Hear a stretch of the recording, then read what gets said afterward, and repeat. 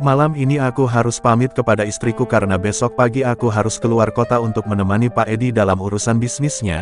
Mungkin dalam 2 atau 3 hari aku baru bisa balik ke sini lagi, untuk bisa bersama dengan istriku. Dengan senyuman manis dia mengizinkanku untuk pergi. Hingga sampai di kantor aku pun sudah siap untuk berangkat, begitu juga dengan Pak Edi yang terlihat begitu sibuk dengan ponselnya.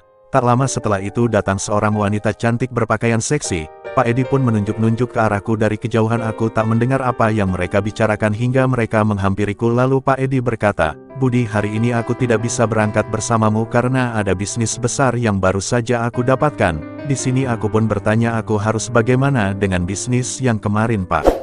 Beliau pun menepuk bahuku dan berkata, bisnis yang kemarin tetap lanjut.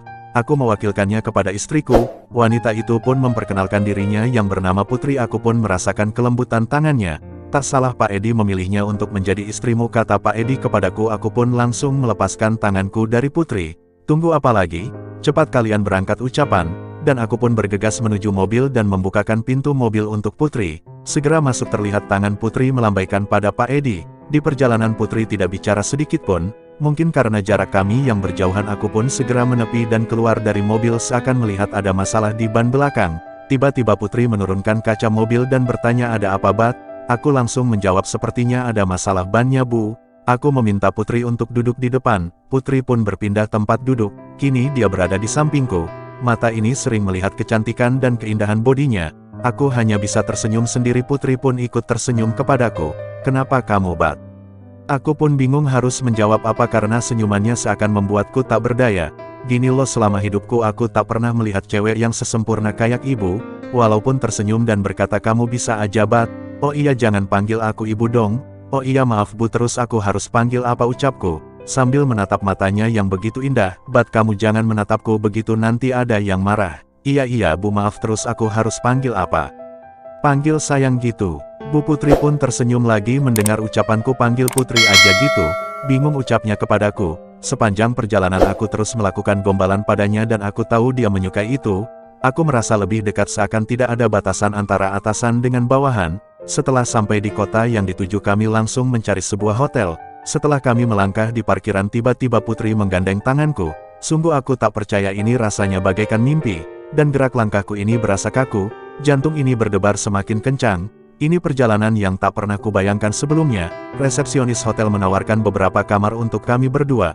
Aku hanya diam saja, biarlah Putri yang memilihnya. Oh ya, sebenarnya aku berharap 1 kamar dengannya. Ya, sayang sekali dia memesan 2 kamar dan pastinya kami akan berpisah. Untunglah kamar kami tidak jauh dan hanya bersebelahan, dia di kamar 100 dan aku 101.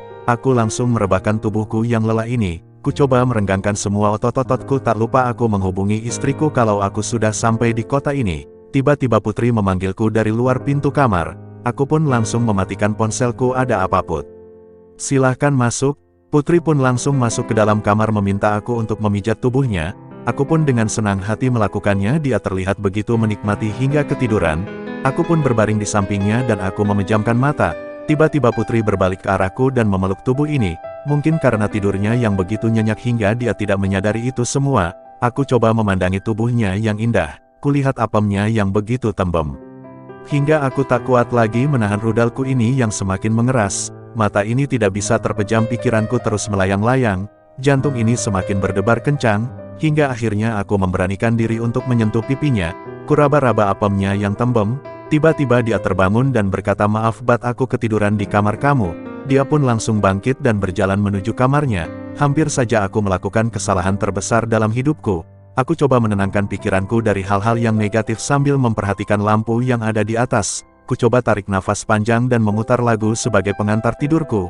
Malam ini terasa panjang karena pikiranku terus kepadanya. Alarm pagi berbunyi yang mengharuskan aku untuk siap-siap rapat pertemuan hari ini. Setelah semua selesai, aku pun menuju kamar Putri.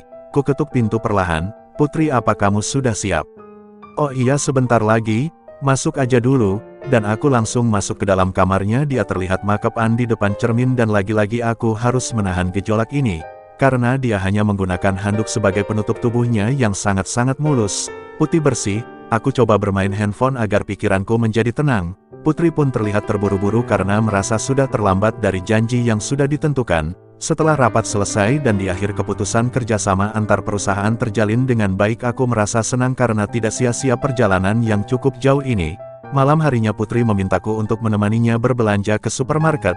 Di sana aku membutuhkan kesabaran karena harus menemaninya berjam-jam. Setelah apa yang dia cari sudah didapat, akhirnya kami bisa pulang ke hotel dan aku merasa lega karena tidak harus mutar-mutar lagi. Semua belanjaannya sudah kuantar ke kamar. Dia meminta aku untuk memilihkan pakaian mana yang paling bagus untuknya. Dia mencoba semuanya. Aku pun mau izin ke kamarku untuk beristirahat. Sesampai di kamar aku langsung tidur karena malam sudah larut. Tiba-tiba Putri datang ke kamarku. Dia mengeluh kakinya sakit dan aku pun dipinta memijat kakinya. Lalu ia pun tertidur di kasurku dengan pakaian barunya. Aku pun ketiduran sambil memegang kakinya hingga aku terbangun sekitar jam 4 pagi. Aku tak tahan melihat tubuhnya yang seksi dan kubuka perlahan-perlahan, namun keringat dinginku bercucuran. Karena aku takut ia terbangun dan tiba-tiba ia terbangun dan merasakan ada hal yang berbeda. Aku langsung pura-pura tidur agar ia tidak curiga kepadaku. Yang terlihat bingung dengan apa yang sudah terjadi, lalu ia membangunkanku. "Bat, kamu melakukan apa padaku?" Aku pun pura-pura susah untuk bangun tidur. "Ada apa Put, kok kamu tidur di kamarku?" Dia pun perlahan bangkit dan berjalan ke arah kamarnya hingga keesokan harinya dia kembali menanyakan itu. Aku pun menjawab tidak tahu karena ketiduran. Sekitar jam 11 waktu Indonesia Barat aku siap-siap untuk pulang dan tak sabar rasanya untuk bertemu istri dan anakku. Aku kangen mereka. Sampai sekarang aku masih memikirkan Putri, kenapa di malam itu ia terbangun, di saat-saat puncak dan semua terasa gagal.